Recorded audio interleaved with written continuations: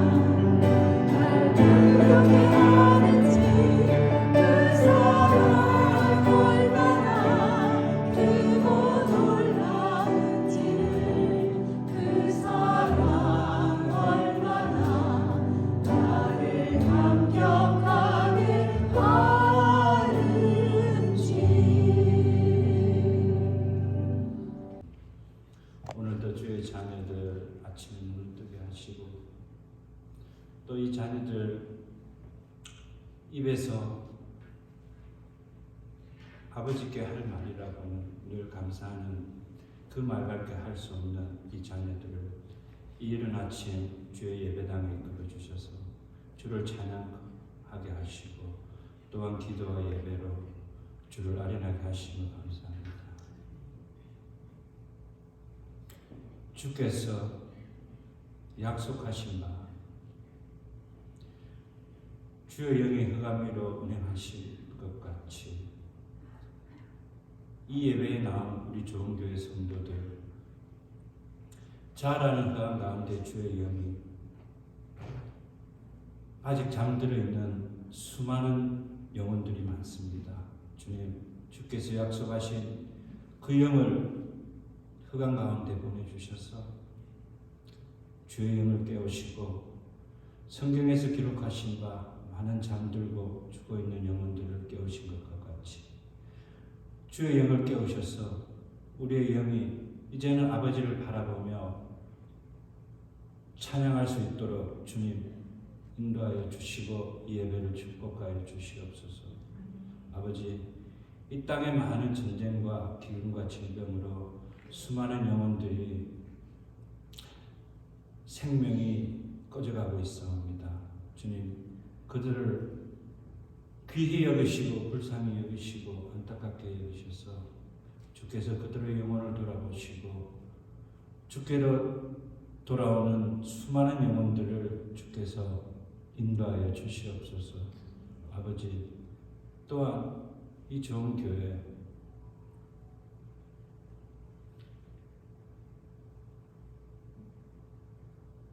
일일이 말씀드릴 것이 많으나 주께서는 다 아시오니 주께서 계획하시고 주께서 세워진 종을 통하여 주께서 말씀하실 줄 믿습니다. 주님, 그 종을 보살피시고 그 종을 축복하셔서 그 종의 삶에서 종의 생각과 마음으로 주의 일을 해나가지 아니하고 오직 주의 의로운 길을 찾아 주의 인도함을 받는 종으로 주님 그 가정과 그 길을 축복하여 주시옵소서. 아버지, 또한 바라옵기는 주의 일을 행함에 있어서 열심을 내거나 포기하거나 자책하거나 넘어지거나 하는 성도들도 있는 줄 압니다. 그러나 주께서 이미 그들 가운데 늘 함께 하시오니 그들의 삶을 일으키시고 또 삶 가운데 너무나 힘든 성도들 또한 있을 줄 압니다. 그들의 삶 또한 주께서 늘 돌보시고 힘들 때나 어려울 때나 또 한 번 아버지를 바라보는 귀한 마음을 가질 수 있도록 주님 늘 함께하여 주시옵소서. 이미 주께서 우리 기도의 제목들을 이 땅을 창조하실 때 이미 두신 걸로 압니다. 시간이라는 주의 은혜에 따라 우리의 힘든 삶은 늘 그 시간에 묻혀 흘러가듯이 주께서 그 삶 가운데 어려움들을 이미 수많은 세월을 통해 다 해결해 주실 줄 우리는 목도하고 또한 우리를 부정할 수 없습니다. 아버지, 주의 성도들이 성경의 말씀대로 우리 주 예수 그리스도께서 행하신 대로 그 말씀의 깊이를 깨달아 그의 삶들을 온전하게 걸어갈 수 있는 귀한 주의 자녀들도 인도하여 주시옵소서. 주님, 예배의 시작을 주님께 부탁합니다. 늘 주께서 시종일관 이 예배를 주관하시오니 마치는 시간까지 주의 은혜도 우리의 성도들을 많은 은혜 가운데 이끌어 주실 줄 알고 우리 주 예수 그리스도의 받들어 기도드립니다. 성경 말씀 우리에게 주시는 말씀 보시겠습니다. 오늘 성경 말씀은 사도행전 2장 22절부터 36절까지 보시겠습니다. 이스라엘 사람들아 이 말을 들으라. 너희도 아는 바와 같이 하나님께서 나사렛 예수로 큰 권능과 기사와 표적을 너희 가운데서 베푸사 너희 앞에서 그를 증언하였느니라. 그가 하나님께서 정하신 일과 미리 아신 대로 내준 바 되었거늘 너희와 먹없는 자들의 손을 빌려 못 박아 죽였으나 하나님께서 그를 사망의 고통에서 풀어 살리셨으니 이는 그가 사망에 매여 있을 수 없었습니다. 다윗이 그를 가리켜 이르되 내가 항상 내 앞에 계신 주를 배웠으며 나로 요동하지 않게 하기 위하여 그가 내 우편에 계시도다. 그러므로 내 마음이 기뻐하였고 내 혀도 즐거워하였으며 육체도 희망에 거하리니 이는 내 영혼을 공부에 버리지 아니하시며 죄의 거룩한 자로 썩음을 당하지 않게 하실 것입니다. 주께서 생명의 길을 내게 보이셨으니 주 앞에서 내게 기쁨이 충만하게 하시리로다 하였으므로 형제들아 내가 조상 다윗에 대하여 담대히 말할 수 있으니 다윗이 죽어 장사되어 그 묘가 오늘까지 우리 중에 있도다. 그는 선지자라 하나님이 이미 맹세하사 그 자손 중에서 한 사람을 그 위에 앉게 하리라 하심을 알고 미리 본 거로 그리스도의 부활을 말하되 그가 흥부에 버림이 되지 않고 그의 육신이 썩음을 당하지 아니하시리라 하니 이 예수를 하나님이 살리신지라 우리가 다 이 일의 증인이로다. 하나님이 오른손으로 예수를 높이시매 그가 약속하신 성령을 아버지께 받아서 너희가 보고 듣는 이것을 부어주셨느니라. 다윗은 하늘에 올라가지 못하였으나 친히 말하여 이르되 주께서 내 주에게 말씀하시기를 내가 내 원수로 내 발등상이 되게 하기까지 너는 내 우편에 앉아 있으라 하셨도다 하였으니 다 함께 그런즉 이스라엘 온 집은 확실히 알지니 너희가 십자가에 못 박은 이 예수를 하나님이 주와 그리스도가 되게 하셨느니라 하니라. 아멘.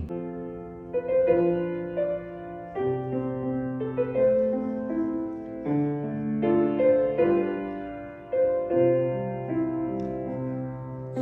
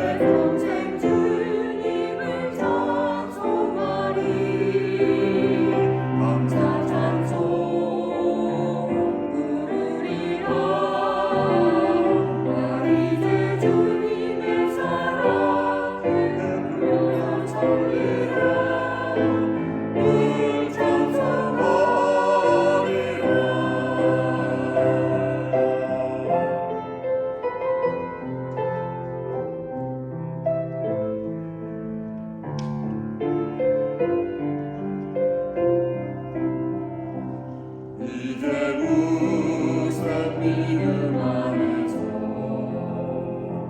진리 따라 살아가리라. 항상 곁에 계신 하나님 주님께서 힘주신다. 주님을 섬기며 살리라. 주의 말씀 선포하리라. 언제나 주 위에 서리라. 주의 사랑 보이리라. 내 평생 주님을 찬송하리. 감사 찬송 부르리라. 나 이제 주님의 사랑 베풀며 살리라. 늘 찬송하리라.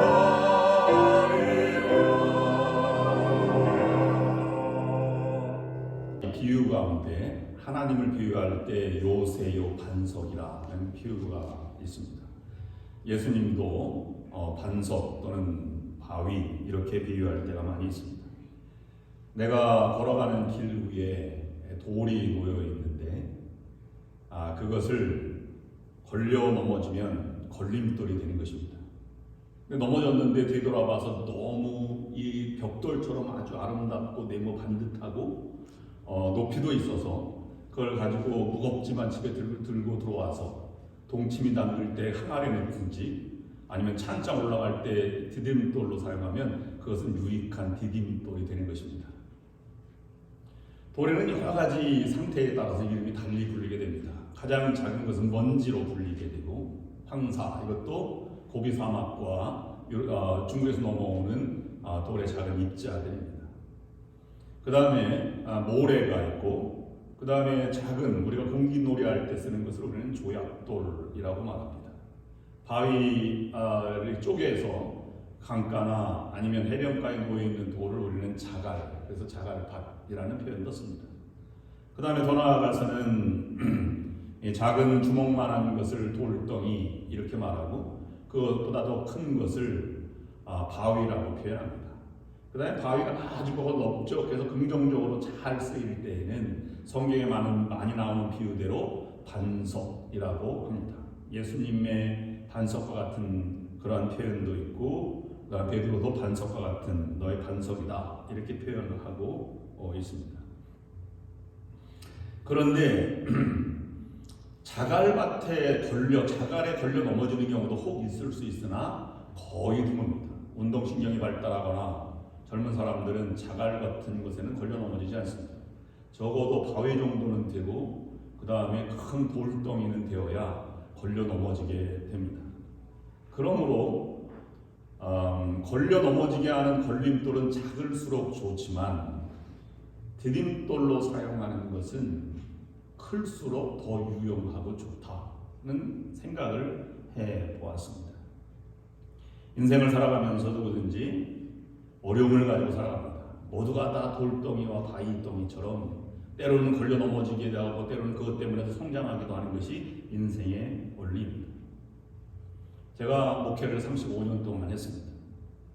저 자신도 그렇고 모든 만나는 사람과 인생 상담하는 사람, 수많은 사람을 만날 때 공통적으로 느낀 것은 누구도 아픔과 어려움이 없는 삶은 한 사람도 없다는 사실입니다. 이루 말할 수 없고 표현할 수 없는 가슴의 아픔들을 가지고 살아갑니다. 그런데 그 아픔들이 때로는 성장을 하게 되고 고마움의 조건이 되기도 하지만 인생을 파탄으로 넘겨가는 것도 있습니다. 제가 설교를 준비하면서 묵상해 보았습니다. 어떤 것이 걸림돌이 되고 어떤 것이 디딤돌이 되는지 우리는 알 수 없습니다. 예를 들자면 우리가 쉽게 보는 걸림돌은 디딤돌로 생각했다가 걸림돌이 되는 경우도 많이 있습니다. 결혼해서 아내가 또는 그렇게 믿어왔던 남편이 또는 사랑스러운 아들과 딸들이 또는 친척과 부모가 때로는 걸림돌이 될 수도 있는 것입니다. 예수님에게도 십자가라고 하는 것이 걸림돌이 되기도 하고 디딤돌이 되었습니다.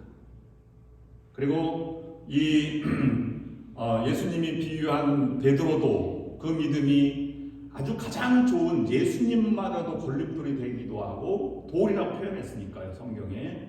아니면 디딤돌이 되기도 합니다. 믿음도 그렇고 모든 것이 다 그렇습니다. 인생은 누군가가 말하기를 해석이라고 하였습니다. 해석했다는 것은 그렇게 느꼈던 대로 본인들이 살아가게 되어 있다는 것입니다. 어떻게 느꼈든지 그대로 살아가는 삶을 우리는 살아가게 됩니다. 그러므로 오늘 이 베드로 세 번째 설교를 보면서 어찌 보면 예수님을 해석하는 이 예수님을 어떻게 바라보았는가, 베드로가 강조하고 있는 예수님의 모습이 무엇인가를 이 베드로 설교 세 번째 시간에 묵상하려고 합니다. 먼저 베드로도 반석과 같은 믿음이라고 표현되어 있습니다. 마태복음 16장 16절부터 18절까지 말씀 보면 이렇게 기록되어 있습니다. 베드로가 대답하여 이르되 주는 그리스도시요 살아계신 하나님의 아들이시니이다. 예수께서 대답하여 이르시되 바요나 시모나 내가 복이 있도다. 이를 내게 알게 한 이는 혈육이 아니요 하늘에 계신 내 아버지시니라. 또 내가 내게 이르노니 너는 베드로라. 내가 이 반석 위에 내 교회를 세우리니 음부의 권세가 이기지 못하리라. 그런데 이 믿음이 베드로가 반석이라는 뜻, 바위를 락 영어 성경으로 번역을 하였습니다만 이 믿음도 때로는 초대교회를 세우는 굳건한 믿음의 기초가 되기도 하였지만 예수님을 배반할 때는 걸림돌이 되기도 하였습니다. 사도행전 4장 11절 말씀에 보면 예수는 너희 건축자들의 버린 돌로서 진 모퉁이의 머릿돌이 되었느니라. 거치는 돌이 예수 그리스도가 초대교회를 세우는 교회의 머릿돌이 되었다라고 해서 그것이 디딤돌로 건축가들의 사용된 귀한 돌로 사용됐음을 볼 수 있습니다. 그러면 베드로는 어떻게 예수님을 설명하고 있는지 죄송합니다. 이 베드로 설교 이 세 번째 후반부 부분에서 예수 그리스도를 표현하는 베드로가 해석한 5가지를 묵상하면서 우리들도 어떤 상황에서든지 디딤돌로 예수님을 활용해서 인생의 여정을 승리로, 믿음을 승리하는 믿음으로 갖는 여러분들의 삶이 될 수 있기를 원합니다. 첫 번째로는 베드로는 오직 예수 그리스도만을 전했습니다. 오직 예수, 이런 표현은 잘 우리가 귀 들어 익히 아는 이야기입니다. 1970년대에 빌리 그라함 목사가 여의도에서 150만 명 모여있는 큰 집회를 할 때 모든 사람들이 티셔츠를 입고 가는데 하얀색 티셔츠에 I found it 이라는 슬로건을 입고 나간 사람들이 있음을 기억할 것입니다. 또 어떤 사람들은 one way ticket, 구원받는 유일한 길은 예수 그리스도다 이렇게 표현합니다. 사도행전 2장 11절 오늘 본문 말씀 베드로가 설교를 시작하면서 이렇게 시작하는 본문이 있습니다. 그레데인과 아라비아인들이라 우리가 다 우리의 각 언어로 하나님의 큰 일을 말함을 듣는도다 하고 120명이 모였습니다. 성령이 임했습니다. 불같이 혀가 갈라지는 것처럼 보였습니다. 모든 사람이 방언을 말할 때 각 지역의 언어로 들렸습니다. 그리고 나서 그들에게 공동체가 하나가 되어서 베드로가 일어나 설교하기 시작한 이때부터 베드로가 첫 번째 한 얘기가 나는 각 언어로 하나님의 큰 일을 말함을 듣는도다. 베드로가 말하는 것이 모든 120명이 말하는 것과 동일하게 큰 하나님의 언어로 하나님의 일을 말했다고 하는 것입니다. 우리에게 행하신 큰 일을 증거하는 것이 아닙니다. 우리는 우리에게 임한 하나님의 큰 일 이렇게 말하는데 이 베드로의 설교에는 우리에게 임한 하나님의 큰 일이 아니라 예수 그리스도, 베드로와 사도들 그리고 기도했던 무리들은 혼란 중에 비난이 있는 중에도 그냥 하나님이 하신 그리스도에게 하신 큰 일을 증언하도다, 큰 일을 말한다 라고 말하는 것이 특징적이라고 볼 수 있습니다. 나의 상황과 처지, 내가 성령을 받았고 은사를 받았다고 하는 것이 중요한 것이 아니라 하나님의 큰 일이 우리가 보고 있고 지금 증가하고 있다라고 표현하는 것입니다. 그렇다면 하나님의 큰 일이란 무엇입니까? 여기에는 기독교 5대 교리를 가르쳐 말하는 것입니다.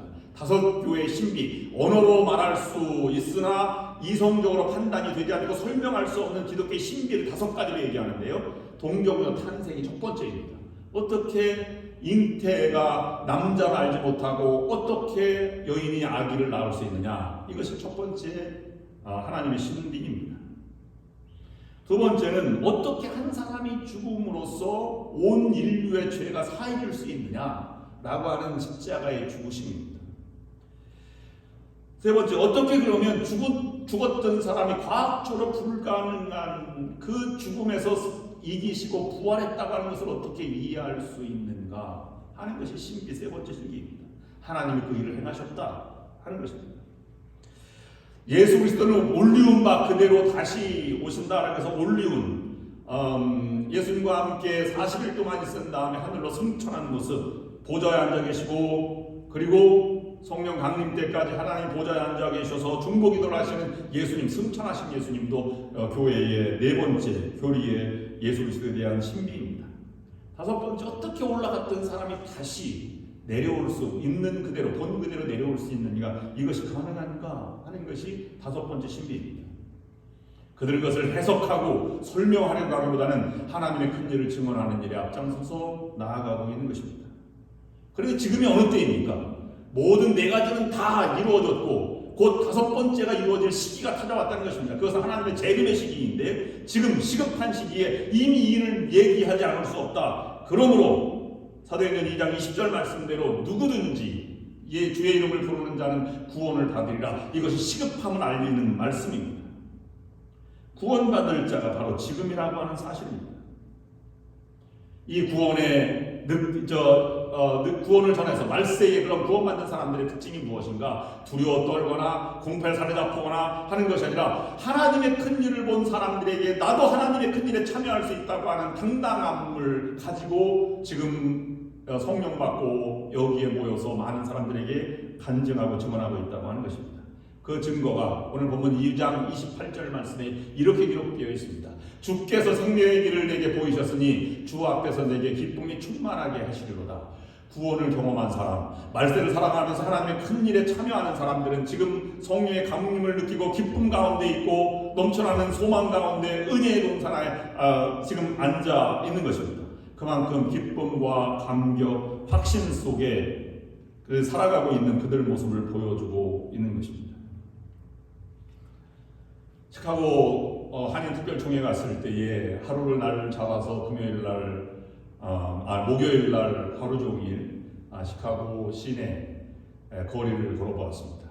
맨하탄과 비슷한 입장이고 맨하탄보다 훨씬 더 깨끗하고 건축미가 있는 그런 거리를 걸어보면서 각성운동 때 D.L. 무디가 집회했던 장소들을 특별히 보면서 감동을 받았습니다.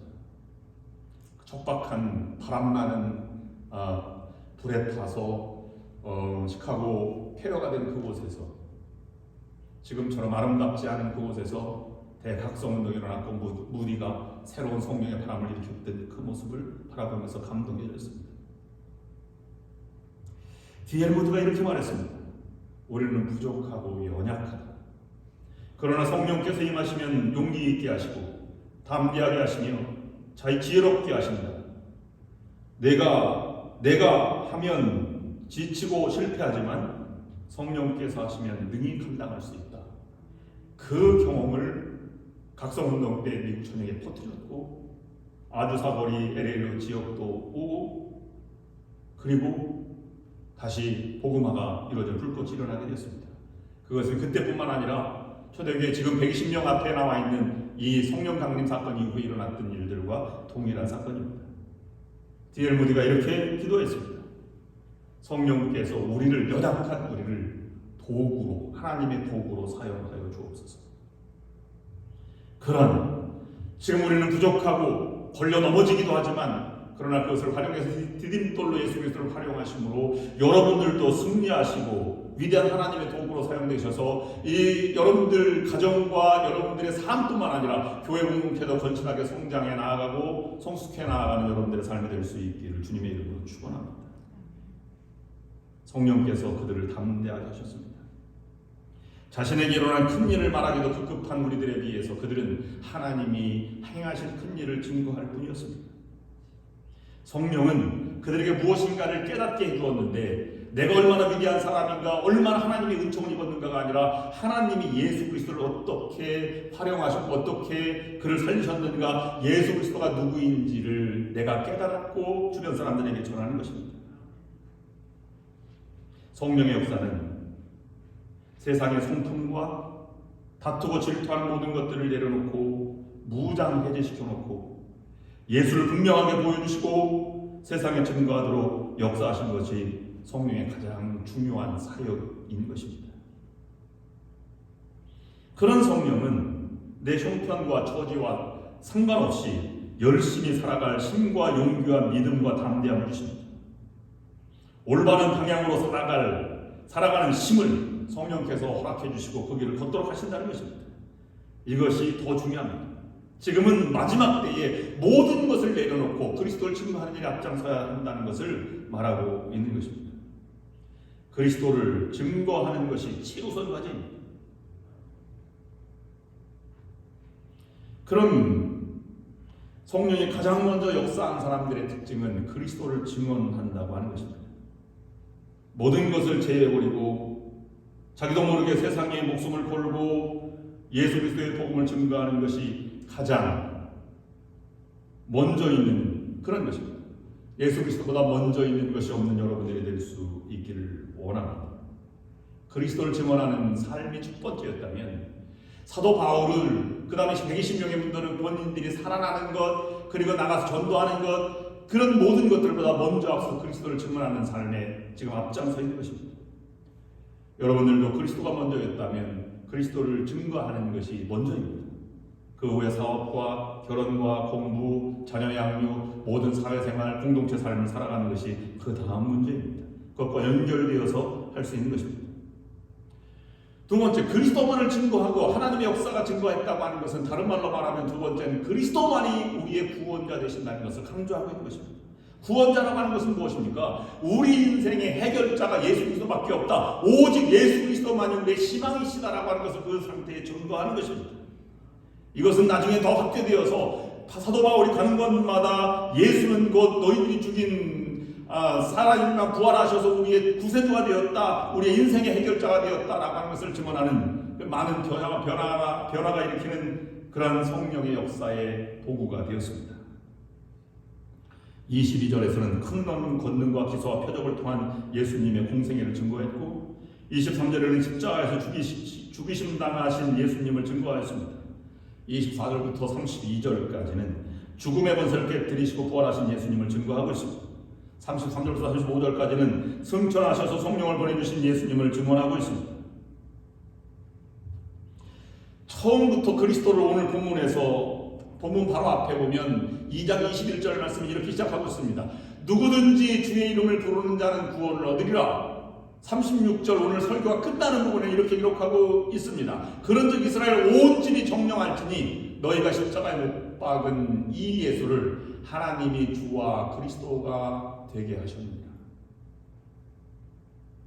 만물을 다스리기에 그가 만물의 해결사이고 만물의 주인이십니다. 히브리서 1장 3절 말씀을 보시면 이런 말씀이 기록되어 있습니다. 이는 하나님의 영광의 광채시요 그 본체의 형상이시라. 그의 능력의 말씀으로 만물을 붙드시며 죄를 정결케 하는 이 일을 하시고 높은 곳에서 계신 위엄의 우편에 앉으셨느니라. 예수 그리스도가 유일한 주이시면서 동시에 구원자이심을 증거하고 있는 것입니다. 주님만이 우리를 구원할 수 있습니다.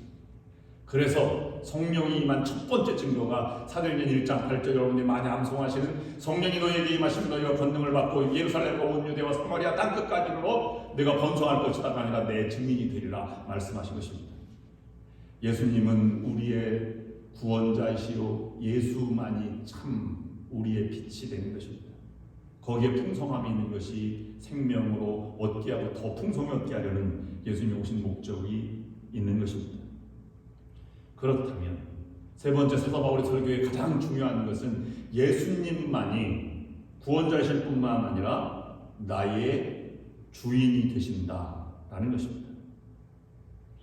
나의 주인이라고 하는 것은 내 모든 것의 근원이 되시고 나의 모든 것을 이끌어 가신다라는 것입니다. 내가 맡길 만한 존재이다라고 하는 것입니다. 사도행전 2장 30절 말씀이 이렇게 강조합니다. 예수를 하나님이 살리신지라 우리가 다 이 일의 증인이라. 우리도 그러면 동일한 어려움과 힘든 과정이 있지만 하나님의 권능과 표적이 예수 그리스도를 우리에게 임할 수 있다는 것입니다. 그렇다면 예수 그리스도가 그렇게 위대하게 죽음에서 부활하신 것은 무엇 때문입니까? 세상을 다스리시기 위함입니까? 아닙니다. 그리스도가 하나님의 큰 권능으로 함께 하신 것은 우리를 구원하시는 주 되시기 위해서 그렇게 하신 것입니다. 구원은 주님이 우리에게 주시는 가장 감격스러운 선물이 되는 것입니다. 그러기 위해서 성령을 받아야 우리 하나가 되어야 하고 구원의 길에 들어가는 것이 가장 중요한 것입니다. 그래서 이 주라고 하는 것은 왕자 위의 종일 것입니다. 그것을 어느 사람이 해석하기를 왕 되신 예수님께서 하늘 우편에 앉아 계셨다라고 이렇게 해석을 하기도 하였습니다. 그분이 죽은 자가 살리신 것처럼 모두가 강조하고 있는 것입니다. 그러므로 우리를 행복하게 하는 것은 그리스도 안에 있을 때만 행복하고 풍성하게 될 것입니다. 어떠한 세상 것도, 어떠한 세미나도, 어떠한 것도 우리를 더 행복하게 만들 수 없는 것입니다. 여러분들도 여러분 자신이 주인이 아니라 예수 그리스도가 여러분 인생의 주인심을 믿고 그분에게 모든 것을 맡기고 그분의 주관에 맡기시고 따라가시는 여러분들이 될 수 있기를 주님의 이름으로 축원합니다.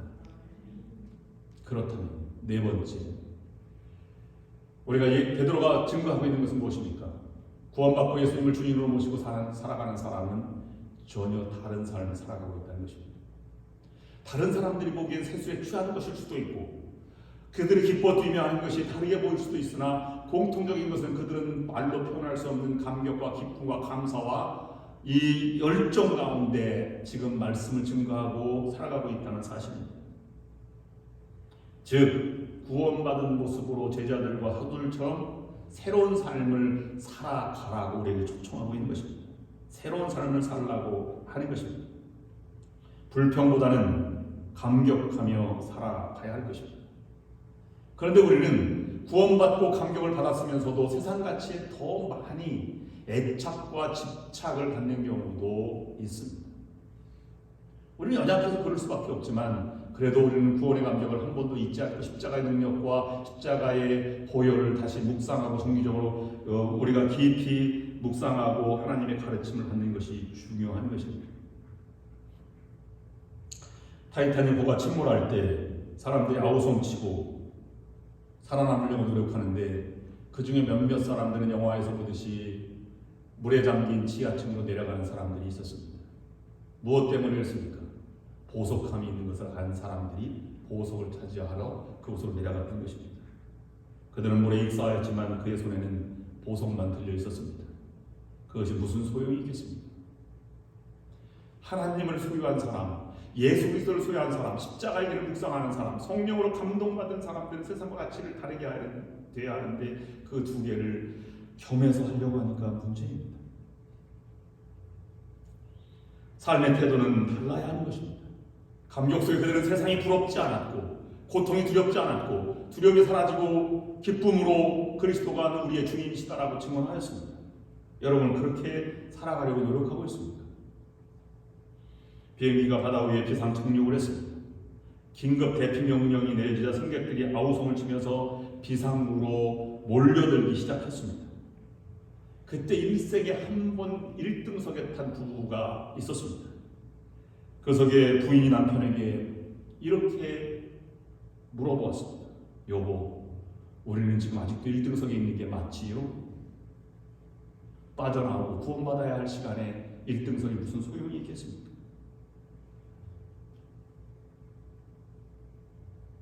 오늘 왜 구원받아야 하는가? 구원받은 사람들이 감격적이라 하는가? 라고 하는 것을 베드로가 이렇게 말하고 있습니다. 다시 한번 2장 28절을 보시면 주께서 생명의 길을 내게 보이셨으니 주님 앞에 내가 기쁨이 충만하게 하시리로다. 생명의 길은 무엇입니까? 값을 지불하고 생명을 주셨다는 것이죠. 구원하셨다는 것입니다. 감사와 감격의 삶을 맡겨주셨다는 것입니다.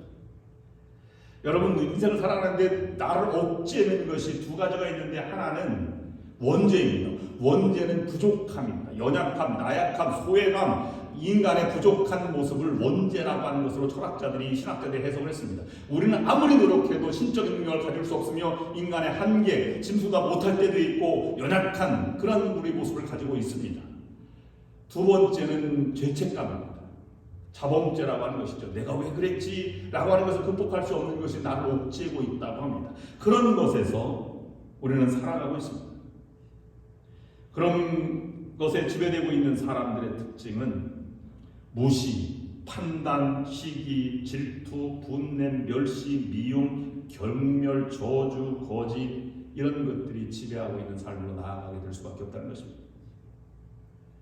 에베소서 2장 1절 말씀을 보면 사도 바울이 이렇게 말하고 있습니다. 그는 예수 그리스도는 허물과 죄로 죽었던 너희를 살리셨도다.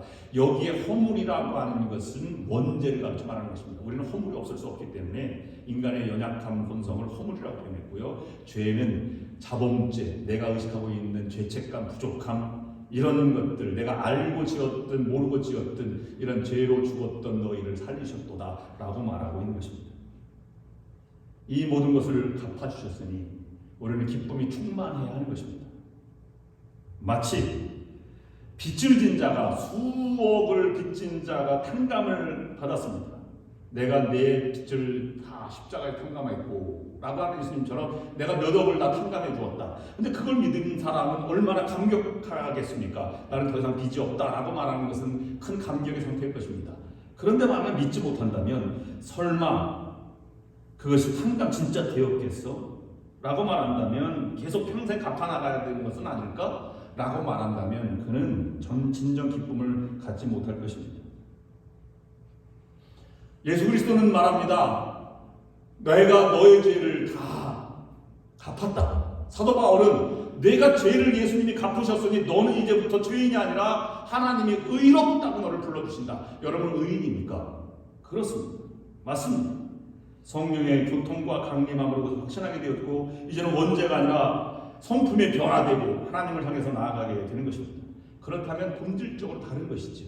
나도 모르게 감격하고 기뻐하고 미워하지 않고 사랑스러워 보이고, 그리고 본능적으로 여러분, 구원받은 사람과 성령받은 사람은 싸움을 할 수 없습니다.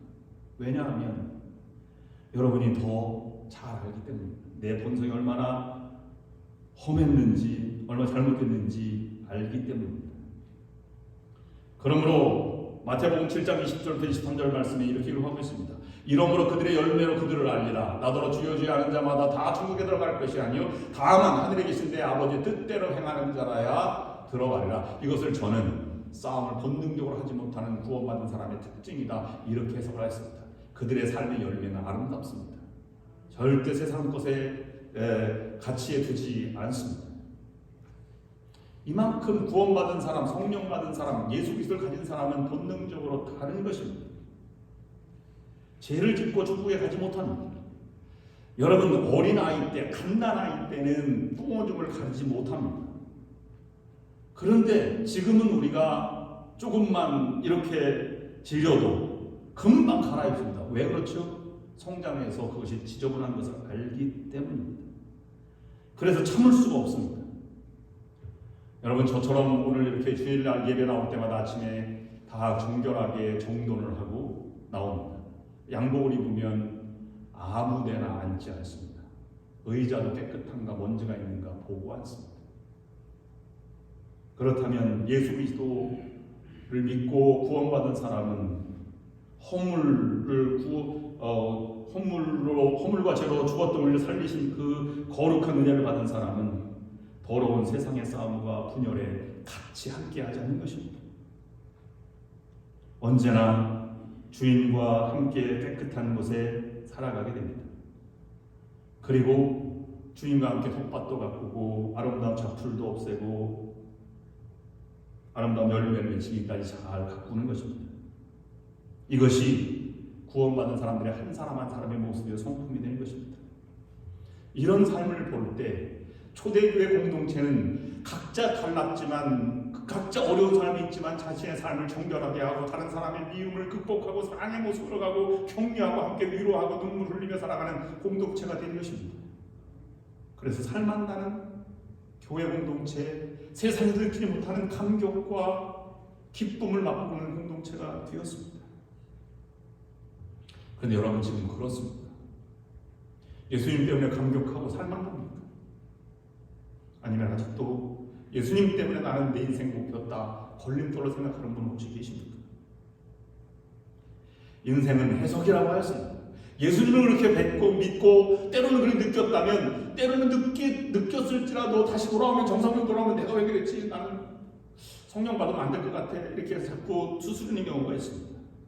네, 그런 것에 과감히 맡기고 하나님 말씀으로 내 인생을 다 드리고 하나님께 내어 맡기는 자세가 우리를 행복하게 만들 것입니다. 제가 세크라멘토 오기 전에 레이크 타워를 10년 동안 다녔으니 얼마나 많이 다녔겠습니까? 영동 솔로몬탕, 소나무집 뭐 많이 다녔습니다. 갈 때마다 레이크 타워에서 한번 타다가요, 제가 스키를 좀 할 줄 아는데 잘 타진 못하지만 이렇게 좀 높은 곳에 내려오기까지 타다가 오랜만에 타니까 어느 날 갑자기 브레이크를 잡을 수 없는 거예요. 높은 데 오면 이렇게 V자로 해도 A자로 내려와도 이게 절벽같이 느끼기 때문에 스톱이 되지 않습니다. 그래서 이게 패러럴로 내려오든지 이렇게 내려와야 되는데 그걸 잘 못하는 거예요. 그래서 넘어졌습니다. 인대가 늘어났어. 걷지도 못하고 그것을 들고 이렇게 힘들게 내려왔습니다. 그런데 왜 그럴까 이렇게 생각해 보았습니다. 나이가 먼저 들어서 그런가? 아니면 너무 내가 무언가 잘못 알고 있었나? 결론을 제가 맺었습니다. 내려오는 속도에 몸을 맡기고 힘을 빼야 하는데 너무 잘 타려고 억지로 방향을 들다가 인대가 늘어나는 것을 알게 되었습니다. 예수님을 내 주인으로 모시고 내 인생의 구원자로 받아들였다면 그분이 인도하고 그분의 말씀대로 살아갈 과감한 투자와 헌신과 내어맡김이 우리를 행복하고 풍요롭게 만드는 것입니다. 초대교회는 그런 삶을 살아갔고 우리는 그런 삶을 살아가지 못하기 때문에 힘들고 때로는 절망하고 시험에 들고 하는 것입니다. 마지막 5번째, 예수님을 주인으로 모시고 살아가는 사람은 희망을 붙잡는 사람입니다. 초대교회는 희망을 붙드는 사람입니다. 제가 묵상을 해왔어요.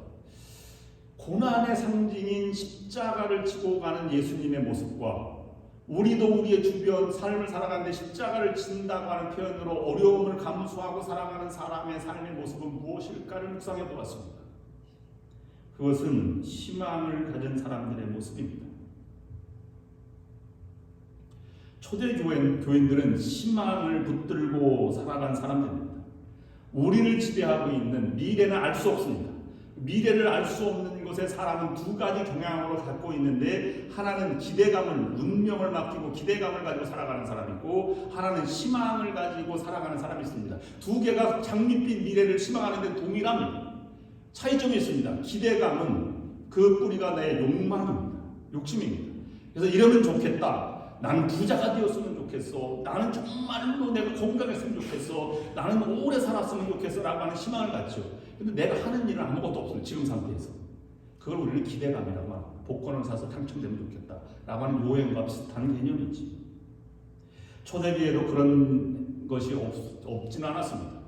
그래서 이 주의 재림이 가까웠다고 하는 종말론이 있으니까 집 팔고 땅 팔아서 맛있는 것 황소를 잡고 시신안악하며 즐거움 마지막까지 놀다가 가겠다라고 하는 사람들이 있었습니다. 그래서 그것을 바울은 일하기 싫거든 먹지도 말아라 라고 하면서 최선을 다해 살아가도록 했습니다. 그런데 여러분, 예전에 어머니도 힘들었어요. 부모 시대에 살아가는 사람 얼마나 힘들었습니까? 그러나 그들은 요행을 말하지 않았습니다.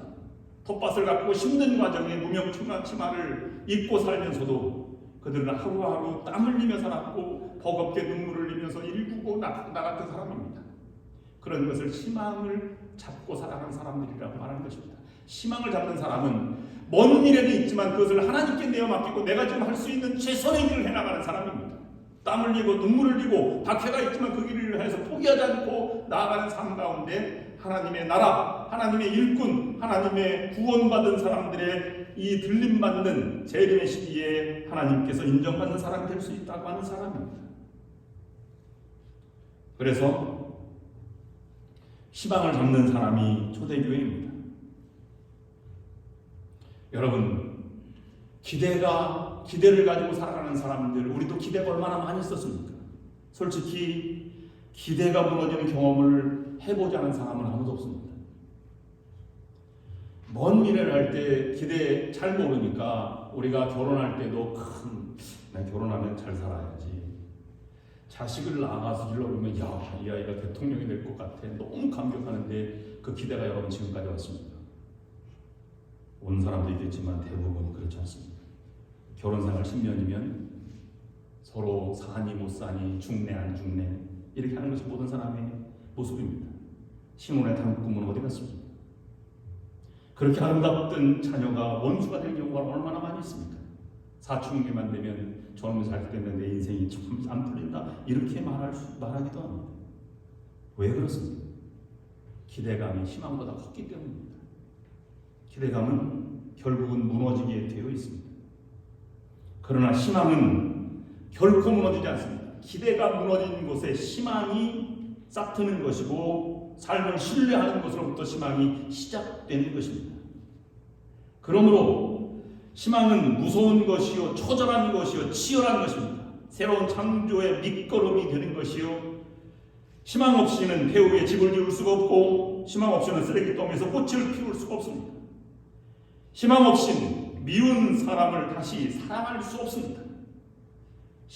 믿음이 희망의 근거라면 희망은 창조의 능력이요 사랑의 동력인 것입니다. 그래서 믿음, 소망, 사랑 이 세 가지는 함께 맞물려 돌아가는 것입니다. 이것은 다른 말로 말하면 아름다운 삶의 태도이긴 하지만 하나님, 주님을 향한 세 가지 덕목이라고 사도 바울이 말하기도 하였습니다. 우리는 그러므로 이와 같은 삶을 살아가야 할 것입니다. 원한과 분노, 두려움과 불안, 고통, 시기 모든 악을 내려놓고 예수님을 맞아들이고 감격 속에 살아가면서 희망을 입는 사람이 되어야 할 것입니다. 여러분, 우리에게 힘이 있고 능력이 있고 실력이 있어서 우리가 주의 일을 하거나 세상을 승리하는 것이 아닙니다. 돌아보면 그렇게 되면 100% 실패할 수밖에 없습니다. 왜 그러냐면 내가 그 일을 해나가는 주체가 되기 때문입니다. 일을 하고 사역을 맡아 행하고 버겁지만 그 일을 따라서 주님을 믿고 앞으로 나아갈 때 우리 인생이 펼쳐지고 사역이 나아가고 하나님의 기적이 베풀어지는 것입니다. 그것 때문에 오순절 성령 강림 사건도 그렇게 일으켜 나가는 것이고, 그리고 더 나아가서는 주의 제자들을 파송할 때에도 너희들이 나가는 곳에서 성령이 함께함으로 너희들이 말할 것을 주고 생각나게 하시리라 라가면서 그 일을 먼저 해나갈 때 하나님의 능력을 주신다고 말씀하고 있는 것입니다. 여러분, 이 자리에 올라오면 설교가 되도록 되어 있습니다. 하나님이 우리 이 자리에 임재하고 있기 때문에 그렇습니다. 오늘 양호사님이 기도할 때 성령이 충만해서 기도하셨습니다. 이 자리에 올라오면 나는 기도 절대 못해. 근데 여기 올라오면 기도가 됩니다. 마찬가지입니다. 우리가 주의 일을 해나갈 때 주의 이름으로 행하는 것은 하나님의 역사가 있는 것입니다. 그러므로 최선을 다해서 사역을 감당하는 것이 중요한 것입니다. 여러분, 경찰이 티켓을 발부할 때 경찰의 능력으로 티켓을 발부하는 것이 아닙니다. 제복을 입으면 티켓을 발부할 수 있는 자격이 주어지는 것과 마찬가지입니다. 이미 여러분은 이곳에 초대된 하나님의 자녀, 하나님의 제자, 예수 그리스도의 제자들이 되었습니다. 똑같은 것이라도 인생에 여러분 어떤 것도 걸림돌이 있고 디딤돌이 있습니다. 여러분 모든 것에서 주어진 만남의 모든 것이 여러분의 성장과 그리스도를 닮아가는 데 디딤돌이 될 수 있기를 간절히 원합니다. 암환우회라고 하는 기독교 단체가 있습니다. 암환우회가 고백하는 것은 암이 우리의 복덩이다. 이것이 캐치플레이입니다. 여러분, 병원에 가면 건강한 사람도 병원 가면 죽는다고 하지 않습니까? 암병동 가면 금방 죽는답니다. 왜냐하면 암이 이렇게 깊어지면 어느 날 순간에 침대가 없어지고 나아가면 죽었던 사람, 죽는 사람이랍니다. 그래서 공포감 때문에 더 빨리 된답니다. 그런데 안병동에서도 살아남은 사람들이 있어요. 그런 사람들은 내가 이미 암이 걸리지 않을 때는 느끼지 못했던 건데 암이 걸렸으니 생명의 소중함과 하나님의 능력의 위대함을 믿고 나아가는 감격스러운 이런 구원의 경험을 했을 때 암을 가지고도 발견한 것이 더 크기 때문에 이것이 복동이다라고 하는 것이 암 환우회, 기독 환우회의 이 고백, 공통 고백이 됐다고 하는 것입니다. 똑같은 상황이라도 이와 같이 다르게 작용되는 것입니다. 대부분의 상담학이라든지 의사가 말할 때 의사들은 마지노선을 마지막 나쁜 쪽으로 얘기하는 경우도 있고 긍정적으로 얘기하는 경우도 있습니다. 책임을 면할 때는 나쁜 쪽으로 얘기하고요. 그 사람들을 위할 때는 좋은 쪽으로 얘기합니다. 근데 목회 상담이라든지 목회자라든지 상담학은 반드시 긍정적인 것만을 얘기하게 되어 있습니다. 그래서 제가 상담할 때 아무리 힘들고 어려워도 하나님이 함께 하십니다. 이겨나가십니다. 하나님이 기적을 만드시는 분이십니다. 이렇게 함께 번유하고 기도합니다.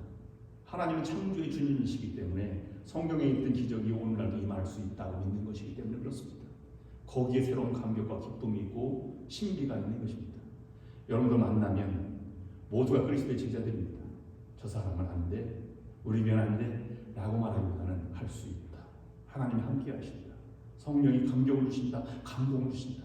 우리가 그 일을 해나가자 라고 말할 때 하나님은 기적을 만들어 가시는 것입니다.